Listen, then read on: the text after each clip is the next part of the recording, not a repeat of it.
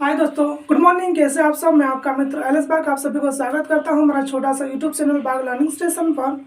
और आप सभी को मेरा प्यार भरा नमस्कार। और मैं आपके सामने आज हाजिर हूं।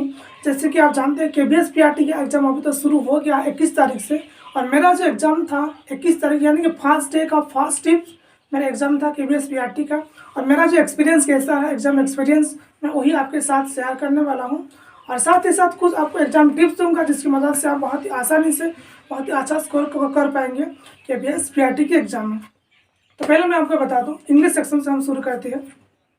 जो दोनों जो लैंग्वेज पेपर है, हिंदी और इंग्लिश, तो आपको जो सिंपल सी जो ग्रामर है उसी में से ज़्यादा क्वेश्चन आ रही है। ठीक है, उसमें आप घबराने की कोई बात नहीं है, ये आप आसानी से कर पाएंगे। और थोड़ा सा भी पढ़ ही रहे थे, लेकिन उसमें से इम्पोर्टेंट बात वही है कि ठीक है, जो कि आपको जानने वाली बात है, ताजुक होगी कि जो क्लास 1 से लेकर क्लास 5 तक जो इंग्लिश जितने भी सारे जो स्टोरी है या जितने भी सारे टॉपिक है उसी में से क्वेश्चन आ रहा है। कम से कम 5 से 7 क्वेश्चन ऐसा ही था जो कि पूरे टॉपिक से आया था और पूछा था। मान लीजिए कोई स्टोरी लिखा गया हुआ था, वहाँ पर टाइटल भी दिया गया था और वहीं पर पूछा गया था कि उस स्टोरी में राजा कौन था या फिर जो रानी था कौन सा था, उसका नाम क्या थी, कौन सी उसका जो मतलब फर्स्ट सेकंड थर्ड ऐसा क्या थी। तो उस बारे में क्वेश्चन आ रहा है, यानी कि जो कि हमने कभी सोचे भी नहीं थे कि जो क्वेश्चन के लेवल तो उस तरह का भी होगा।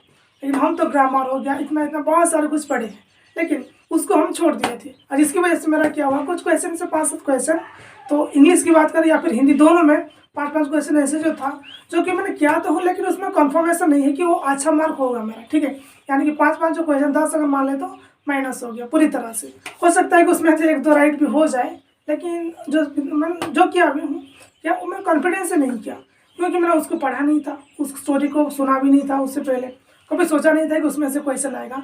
तो आपको ज़रूर क्लास 1 से लेकर क्लास 5 तक हिंदी और क्लास 1 से लेकर क्लास 5 का इंग्लिश दोनों से अच्छी तरह सब कुछ पढ़ के जाना है। उनमें तो 10 नंबर आपके सिक्योर हो जाएगा।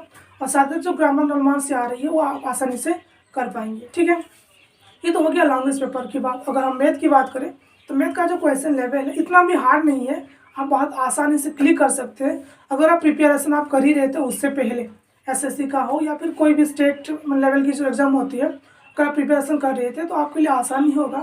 और मैथ का कोई झंझट नहीं है।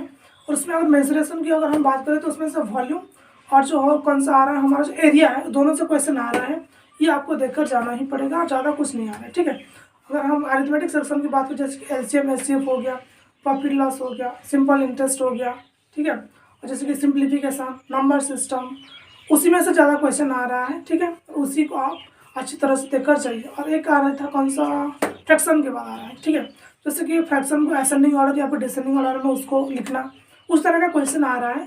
तो मैथ का ज़्यादा कुछ जैसे हार्ड लेवल नहीं है, तो हम उसे मॉडरेट कह सकते हैं। ये तो हो गया मैथ की बात हो गया। अगर हम EVS की बात करें तो दोस्तों, EVS अगर आप क्लास 3 से लेकर क्लास 8 तक सारे के सारे पढ़ ही लिए हैं तो आपके लिए बहुत ही आसान होगा। और सबसे बड़ी बात वही हो रहा है कि जो जो एग्ज़ाम कंडक्ट किया जा रहा है NCERT की तरफ से, तो उसमें क्या हो रहा है, ठीक है, आपकी जो अंडरस्टैंडिंग लेवल चेक किया जा रहा है। यानी कि बहुत सारे स्टेटमेंट था, ठीक है, सिर्फ स्टेटमेंट ही स्टेटमेंट था, यानी कि 3 स्टार स्टेटमेंट दिया गया होगा और उसमें से आपको कहा गया होगा कि कौन कौन सही है। ठीक है, उसमें जो ऑप्शन आ रहा है कम से कम 2 या 3 जो स्टेटमेंट है वही ठीक हो रहा है, कुछ 1-2 गलत हो रहा है। तो इसीलिए अगर आपकी जो अंडरस्टैंडिंग लेवल अच्छी है, कंसेप्ट की पकड़ अच्छी है, तो आप EVS भी बहुत आसानी से स्कोर कर पाएंगे। और लेकिन जैसे कि जो सिलेबस में जो मेंशन किया गया है, सबके सब सिलेबस ओरिएंटेड है, यानी कि सिलेबस से कोई भी चीज़ बाहर नहीं आया था एग्जाम में। ठीक है, तो इसलिए आपको EVS भी क्लास 3 से लेकर क्लास 5 तक कम से कम इतना करना चाहिए। और क्लास 6 या 7 में से 2-3 क्वेश्चन ऐसे आया था, जैसे कि फाइबर एंड फैब्रिक से क्वेश्चन आया था। ठीक है, तो उसको आपको देखकर जाना जरूरी है। ठीक है दोस्तों, और जो मेरे शिफ्ट में तो फूड के बारे में ऐसा कुछ क्वेश्चन ज़्यादा नहीं आए थे। ठीक है, लेकिन आपको अगर EVS आप अच्छा स्कोर करना चाहते हैं तो क्लास 3 से लेकर क्लास 5 तक कम से कम करना है। और ज़्यादा ज़रूरत हो सके तो अगर कर सके तो क्लास 6-8 भी आप कर सकते हैं।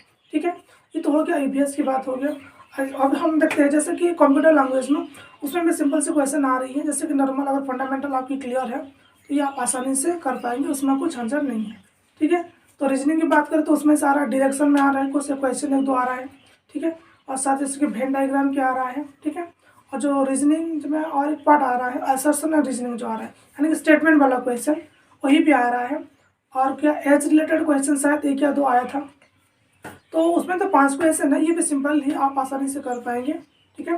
और साथ ही साथ जैसे करंट अफेयर्स की अगर हम बात करें, उसमें से स्पोर्ट्स एंड गेम से क्वेश्चन आ रहा है, कुछ नेशनल इवेंट से क्वेश्चन आ रहा है, वही आपको देखना पड़ेगा।